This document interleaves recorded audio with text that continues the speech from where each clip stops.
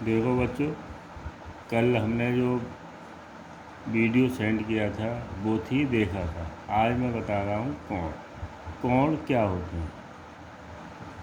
दो किरणों के बीच का जो झुकाव होता है वो कोण कहलाता है। जैसे तो किरण बताया था जिसका एक अंत बिंदु होता है और एक तरफ तीर का चिन्ह लगा होता है। एक किरण ये है, एक किरण ये हो गई, ये दो किरण हो गए।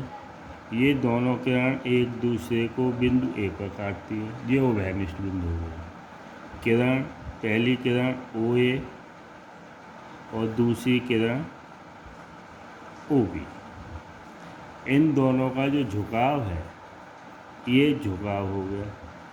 ये जो झुकाव होगा इसको हम लिखेंगे थीटा, यानी कि ये थीटा संकेत है,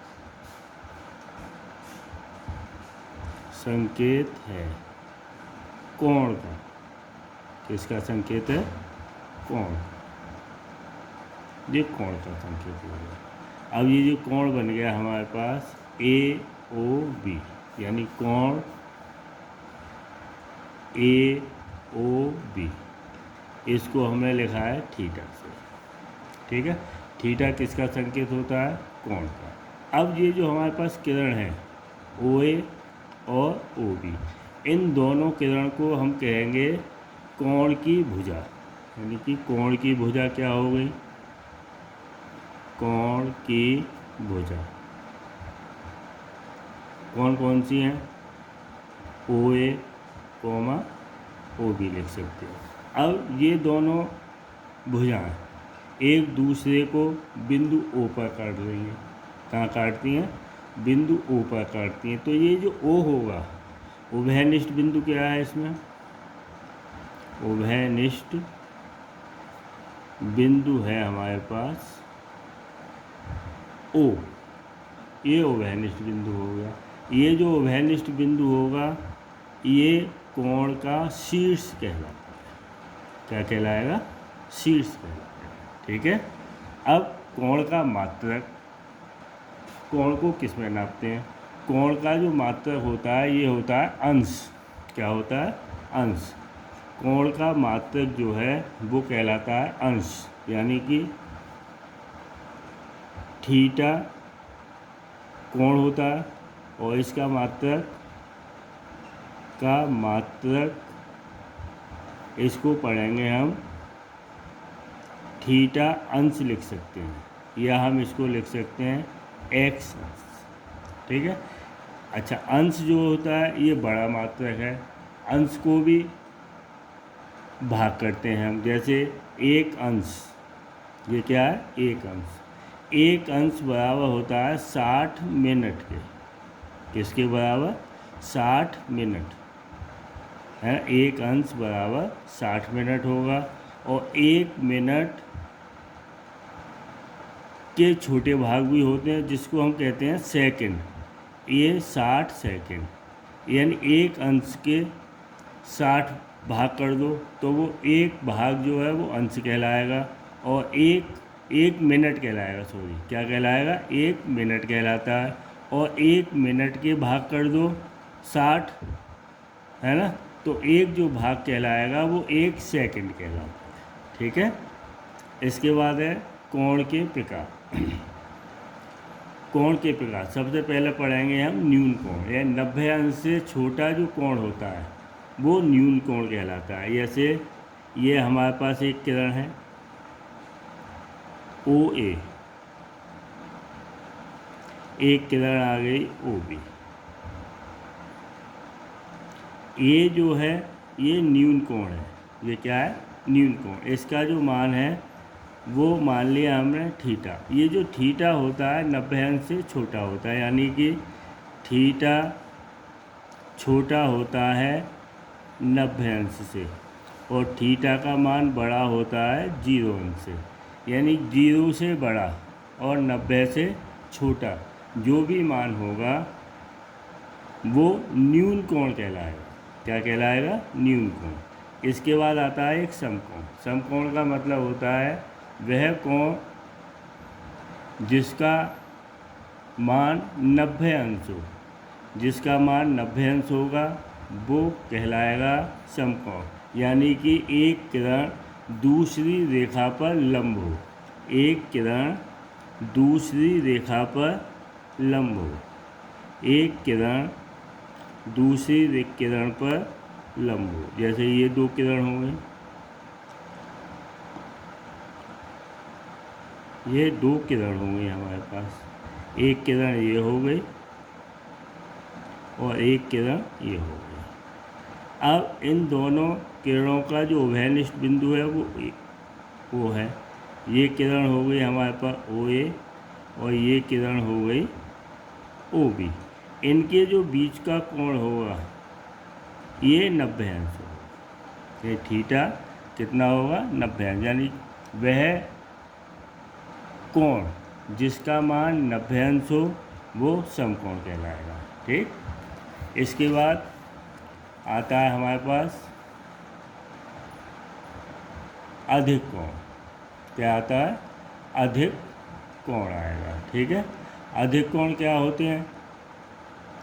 वह कोण जिसका मान 90 से बड़ा हो और 180 से छोटा हो। 90 से बड़ा और 180 से छोटा जो भी कोण होगा वो अधिक कोण कहलाता है। जैसे कि ये कोण आ गया, ये दो किरण हैं OA और OB, ये इनके बीच का झुकाव आ गया। क्या आ गया? इनके बीच का झुकाव आ गया। तो ये जो थीटा है ये अधिक कोण होगा। और अधिक कोण जो होता है, थीटा का मान छोटा होता है 180 अंश से और बड़ा होता है 90 अंश से। यानी 90 अंश से बड़ा और 180 अंश से छोटा जो कोण होगा वो अधिक कोण होगा। इसके बाद आता है ऋजु कोण। ऋजु कोण को हम सरल कोण भी कहते हैं। यानी एक सीधी सरल रेखा, एक सीधी सरल रेखा, ये रेखा है हमारे पास AB, ये AB, इनके बीच के जिस बिंदु पर जो कोण बनाती है वो ऋजु कोण कहलाता है। क्या कोण कहलाएगा? ऋजु कोण, जिसका मान कितने अंश का होता है? 180 अंश का। 180 अंश के कोण को हम क्या कहेंगे? ऋजु कोण। इसके बाद आता है एक बृहत कोण। बृहत कोण का मतलब बाहर का कोण, यानी 180 अंश से बड़ा और 360 से छोटा। 180 से बड़ा और 360 से छोटा। एक किरण OA हो गई, एक किरण OB हो गई। तो ये बृहत कोण, बाहर का जो कोण होगा ये बृहत कोण कहलाएगा। इसका जो मान होता है ये थीटा हो गया। क्या हो गया बेटा? थीटा। थीटा का मान बड़ा होता है 180 अंश से और थीटा छोटा होता है 360 अंश से। थीटा का मान थीटा छोटा है 360 से और बड़ा किससे होता है? 180 अंश से। तो 180 अंश से बड़े और 360 से छोटे मान को हम कहते हैं बृहत कोण। ठीक, इसके बाद आता है हमारे पास कोटि पूरक कोण। यानी जब दो कोणों का योग 90 अंश हो, यानी कि जब दो कोणों का योग 90 अंश हो तो वह एक दूसरे के कोटि पूरक कोण कहलाते हैं। यानी कब कहलाते हैं? जब दो कोणों का योग 90 अंश हो। जैसे देखिए, जैसे 45 अंश, 45 में 60 अंश का कोटि पूरक कोण, कोटि पूरक कोण, यानी कि इनका योग कितना होता है? कोटि पूरक का 90 अंश। तो 60 अंश का जो कोटि पूरक होगा 90 में से 60 घटाइए तो ये कितना आएगा? 30 अंश। यानी कि 90 - 60 बराबर कितना हो जाता है 30 अंश। तो इस प्रकार जो भी कोण बनेंगे जब दो कोणों का योग 90 अंश हो, यानी 60 का और 30 का योग करेंगे हम तो ये आएगा 90 अंश। जब दो कोणों का योग 90 अंश होता है तो वे कोण एक दूसरे के कोटि पूरक कोण कहलाते हैं। ठीक, इसके बाद आता है समपूरक कोण। समपूरक कोण का मतलब है जब दो कोणों का योग 180 अंश हो। जब दो कोणों का योग 180 अंश हो तो वे कोण एक दूसरे के समपूरक कोण कहलाते हैं। क्या कोण कहलाते हैं? समपूरक कोण। जैसे इसको भी समझिए, जैसे एग्जाम्पल, यानी कि 50 अंश का समपूरक कोण